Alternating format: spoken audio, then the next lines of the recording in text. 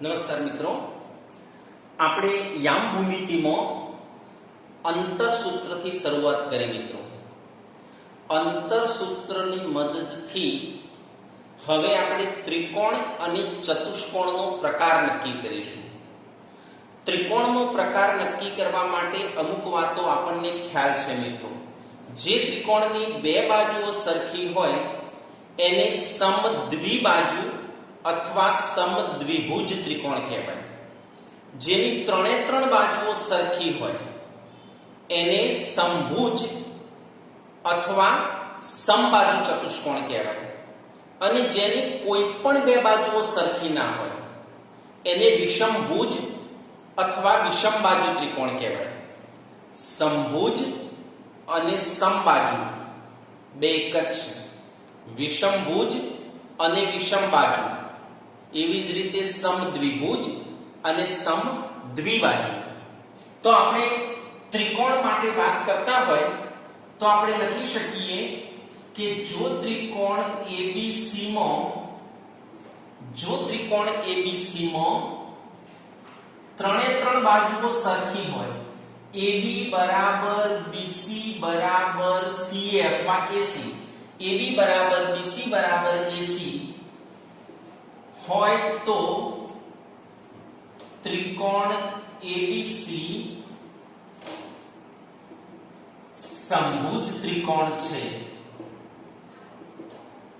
જો ત્રિકોણ ABC માં AB બરાબર BC બરાબર CA મતલબ ત્રણેય બાજુ સરખી હોય તો એ સમભુજ અથવા સમબાજુ ત્રિકોણ કહેવાય. જો ત્રિકોણ ABC માં કોઈ પણ બે બાજુઓ સરખી હોય એટલે AB અને BC સરખી હોય કે BC અને AC સરખી હોય કે AB અને AC સરખી હોય, કોઈ પણ બે સરખી હોય, AB અને BC સરખી હોય, આ બે સરખી હોય તો એ ચાલે, આ બે સરખી હોય તો એ ચાલે, આ બે સરખી હોય તો એ ચાલે. એટલે કોઈ પણ બે બાજુ સરખી હોય તો ત્રિકોણ ABC સમદ્વિભુજ એટલે સમદ્વિબાજુ ત્રિકોણ છે. ત્રીજી વાત મિત્રો કે જો ત્રિકોણ ABC માં ત્રણ બાજુઓ સરખી ના હોય, AB is not equal to BC is not equal to AC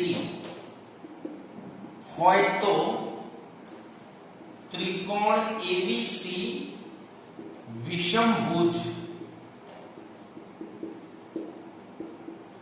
ત્રિકોણ છે. એટલે આપણે કોઈ પણ ત્રિકોણના પ્રકારની વાત આપણને પૂછી હોય તો આપણે AB² શોધતા હતા અંતરસૂત્રની મદદથી. એવી રીતે AB² BC² અને AC² શોધી કાઢવાનું.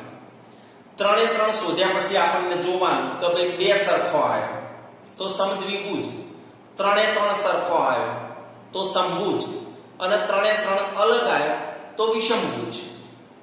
બીજી એક વાત મિત્રો કે જો ત્રિકોણ ABC માં આપણે એક બાજુનો વર્ગ શોધ્યો હોય AC વર્ગ અને એની કિંમત આ બેના વર્ગોના સરવાળા જેટલી થાય, AB વર્ગ પ્લસ BC વર્ગ. AC વર્ગ આપણે શોધ્યો, AB વર્ગ શોધ્યો અને BC વર્ગ શોધ્યો. હવે AC વર્ગની કિંમત ધારો કે 20 હોય અને આની 15 અને આની 5 હોય તો AB વર્ગ પ્લસ BC વર્ગ બરાબર AC વર્ગ થાય. તો ત્રિકોણ ABC માં આ AC ની સામેનો જે એટલી છે એની સામેનો એટલે ખૂણો B કાટખૂણો થાય. એનો મતલબ ત્રિકોણ ABC કાટકોણ ત્રિકોણ.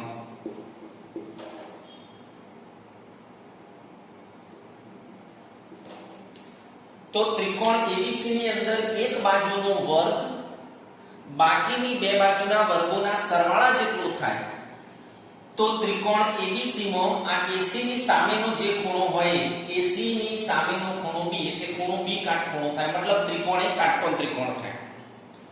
બીજી વાત મિત્રો, આપણે પરિકેન્દ્રની એક વાત આવે છે. પરિકેન્દ્ર વાળો દાખલો આવે,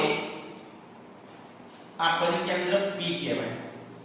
ત્રિકોણના કોઈ પણ દાખલામાં ત્રણ બાજુઓ જ શોધવાની, AB શોધવાની, BC શોધવાની અને AC શોધવાની અંતર સૂત્રની મદદથી.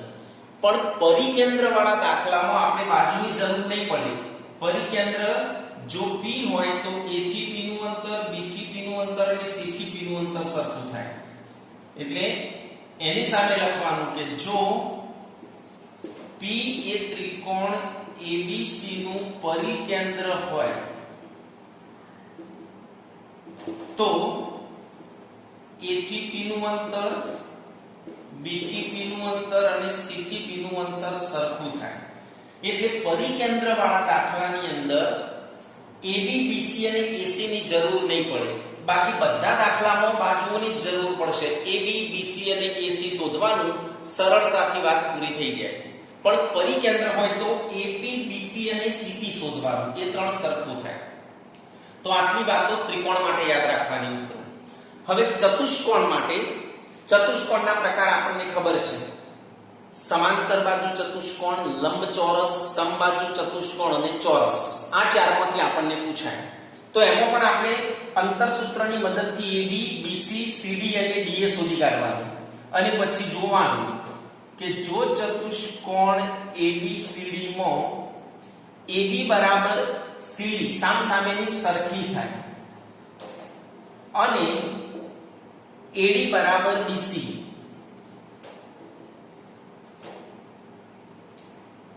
થાય તો ચતુષ્કોણ ABCD સમાંતર બાજુ ચતુષ્કોણ છે.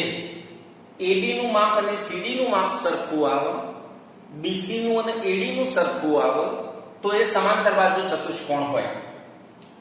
હવે સામસામેની બાજુઓ સરખી આવે, આની જેમ જ આ બે સરખી આવે, આ બે સરખી આવે અને બે વિકર્ણો પણ સરખા આવે તો એ લંબચોરસ થાય.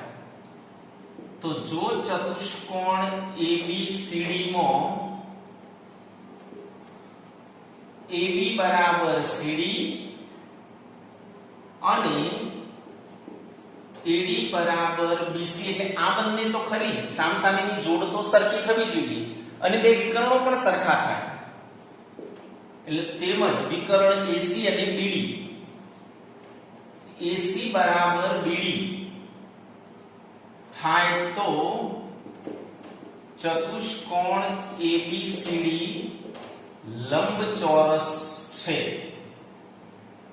હવે ચાર બાજુઓ સરખી થઈ જાય, AB બરાબર BC બરાબર CD બરાબર DA, ચાર બાજુઓ સરખી થાય તો સમબાજુ. જો ચતુષ્કોણ ABCD માં નીચે લખું AB બરાબર BC બરાબર CD બરાબર DA, મતલબ ચારે ચાર બાજુઓ સરખી હોય તો ચતુષ્કોણ ABCD સમબાજુ ચતુષ્કોણ છે. ચારે ચાર બાજુઓ સરખી. આમાં બધામાં આપણે અંતર સૂત્રની મદદથી AB², BC² CD² અને DA² શોધવાના છે, જે તમને આગળ અંતર શોધતો શીખવાડ્યું. એવી જ રીતે ચારે ચાર સરખું આવી જાય તો સમબાજુ ચતુષ્કોણ, સામસામેની સરખી આવી જાય તો સમાંતર બાજુ ચતુષ્કોણ, સામસામેની સરખી આવે બે વિકર્ણો સરખા આવે તો લંબચોરસ. આની અંદર ચારે બાજુઓ સરખી આવશે ચોરસમાં અને બે વિકર્ણો પણ સરખા આવશે લંબચોરસની જેમ. ચતુષ્કોણ ABCD માં AB બરાબર BC બરાબર CD બરાબર DA અને બે વિકર્ણો મતલબ AC બરાબર BD નું નામ આપી દઈએ. AC અને BD બે સરખું થાય તો ચતુષ્કોણ ABCD ચોરસ છે. એટલે મિત્રો ચતુષ્કોણની વાત પૂછાય, રકમમાં લખેલું જ હોય કે સાબિત કરો કે આ શિરોબિંદુઓ સમાંતર બાજુ ચતુષ્કોણના છે. એટલે આપણે ચાર બાજુઓ શોધવાની. સામસામેની ઓટોમેટિક સરખી આવી જાય. આપણને પૂછ્યું હોય કે સાબિત કરો કે આ ચાર બિંદુઓ લંબચોરસના છે, તો આપણને ખબર હોવી જોઈએ કે લંબચોરસમાં ચાર બાજુઓની સાથે સાથે બે વિકર્ણો પણ શોધવા પડે. સમબાજુમાં ખાલી ચાર બાજુઓ શોધવી પડે, ચોરસમાં ચાર બાજુઓ અને બે વિકર્ણો શોધવા પડે. એટલે ચોરસ અને લંબચોરસ વાળા દાખલામાં વિકર્ણો શોધવા પડે. સમાંતર બાજુ અને સમબાજુ વાળા દાખલામાં વિકર્ણો શોધવાની જરૂર નથી. ચોરસ અને લંબચોરસમાં વિકર્ણો શોધવા પડે. હવે એક નાની વાત જે ત્રિકોણ કે ચતુષ્કોણ માટે નથી, અલગ છે કે ત્રણ બિંદુ આપણને આપ્યા હોય A B અને C, A B અને C, અને પછી આપણને પૂછ્યું હોય કે સાબિત કરો કે આ બિંદુઓ સમરેખ છે.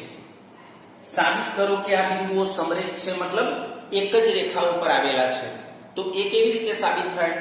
તો આપણે લખવાનું કે જો AB plus BC બરાબર AC, આ ટુકડો AB, આ ટુકડો BC, એનો સરવાળો AC જેટલો થાય. એટલે AB plus BC બરાબર AC હોય તો બિંદુઓ A, B અને C